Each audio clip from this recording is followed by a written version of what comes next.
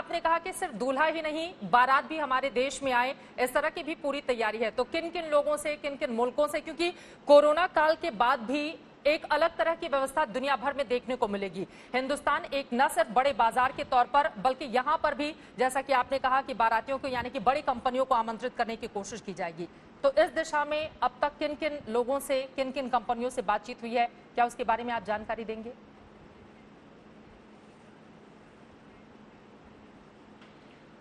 पहले एक बात आप जान लीजिए कि कोरोना के बाद की दुनिया कोरोना के पहले की दुनिया नहीं रहने वाली। बिल्कुल।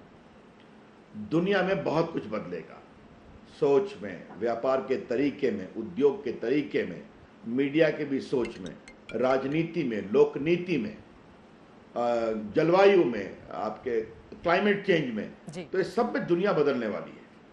तो ऐसी स्थिति में भारत में हमारे प्रधानमंत्री ने जिस हिम्मत और साहस के साथ देश को जोड़ा और पूरा दुनिया को एक नया संदेश दिया और तमाम लॉकडाउन की परेशानियों के साथ भारत जिस एक नए संकल्प से उभरा है, तो हम ऐसा मानते हैं त्रिपाठी जी कि ये भारत का अवसर है जी। कोरोना हमें जहां एक चुनौती भी दे रहा है तो एक अवसर भी दे रहा है। बिल्कुल। और हमें पूरा विश्वास है कि दुनिया भारत की ओर देखेगी। इस भारत में फायदे क्या है? आपने एक बात कही, भारत एक बहुत बड़ा बाजार है। अगर आप सिर्फ डिजिटल क्षेत्र में देखें, मैंने मोबाइल की बात की, फेसबुक और व्हाट्सएप का सबसे बड़ा व्यापार बिहार में है, हिंदुस्तान में, क्षमा करिए। ट्विटर का सेकंड व्यापार हिंदुस्तान में है।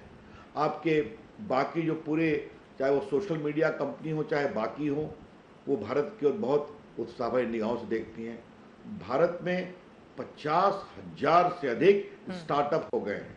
और कभी नहीं भूलिए चित्रा आप कि ये स्टार्टअप आंदोलन मोदी जी की अगुवाई में हम लोगों ने 2015 में शुरू किया था। बिल्कुल। और आज मात्र 5 वर्षों में भारत का स्टार्टअप मूवमेंट दुनिया का सेकंड हो गया है और लगभग 31 कंपनियां यूनिकॉर्न है। यूनिकॉर्न मतलब उस नौजवान के स्टार्टअप का टर्नओवर है, रेवेन्यू है $1 बिलियन, 7,000 करोड़।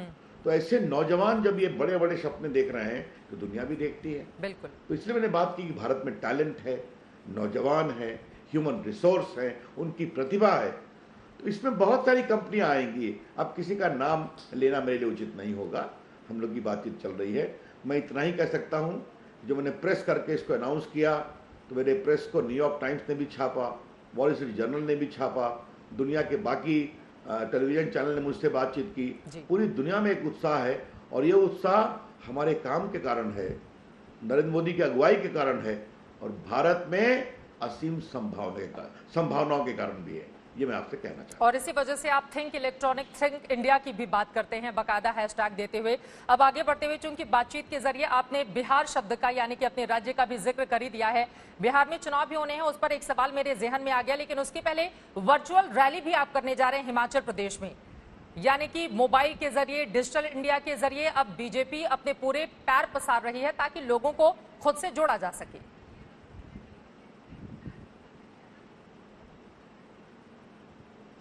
देखिए, आपको मैं एक बात बताऊंगा, यही तो है डिजिटल इंडिया। अब आपको मैं एक बात बता दूं चित्रा, मुझे आप कृपा करके अनुमति दीजिए कि लॉकडाउन में रेल बंद थी, हवाई जहाज बंद था, सड़क बंद थी, लेकिन मेरे सारे विभाग काम कर रहे थे।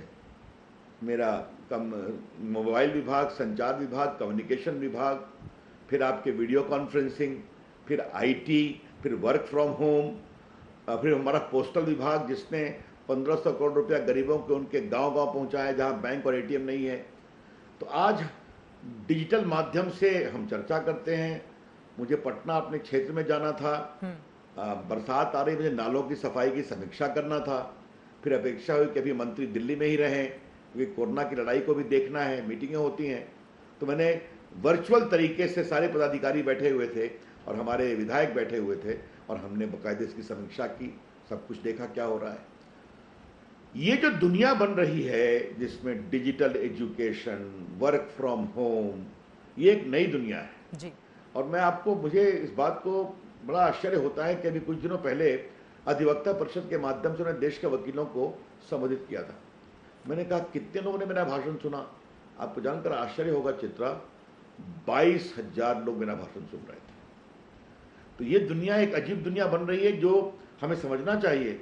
मैंने अपने CDOT है हमारा संचार विभाग में एक संस्था, जी। हमने कहा कि मैं तुमको 1 महीना समय देता हूं, एक अच्छा भारत का वीडियो कॉन्फ्रेंसिंग फैसिलिटी बनाओ। और मुझे विश्वास नहीं, उन्होंने बना दिया।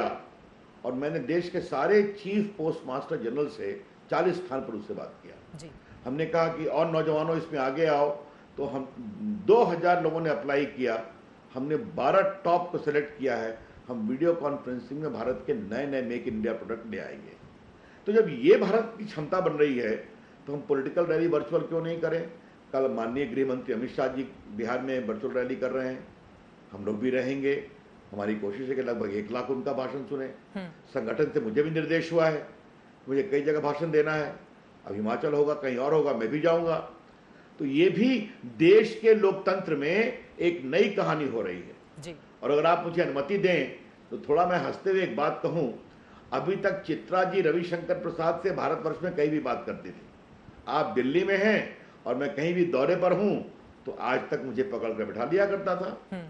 तो आप अगर वर्चुअल बातचीत कर सकती हैं और ठीक काम करती हैं तो अब राजनीति भी वर्चुअल होगी, चर्चा भी वर्चुअल होगी।